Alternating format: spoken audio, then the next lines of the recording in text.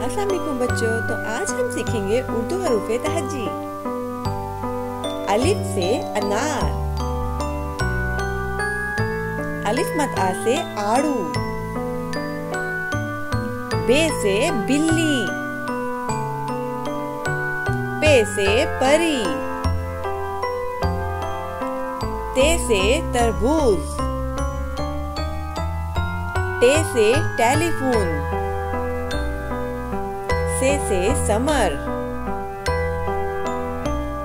gym से जुगनू, चे से चाबी, हे से हलवा, ख्वे से खरगोश, दाल से दिमाग, दाल से डॉक्टर, जाल से जखीरा, रे से रेलगाड़ी,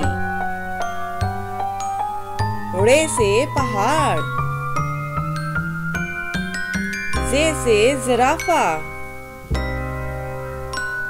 से सालाबारी, सीन से सजदा, शीन से शहद, स्वाद से संदूक, ज़्वाद से ज़ईफ, तोए से त्यारा, ज़ोए से ज़रूफ, ऐन से औरत, वैन से गुब्बारे, फे से फुवारा, काफ से किला, काफ से केक, गाफ से गाय, लाम से लीमू,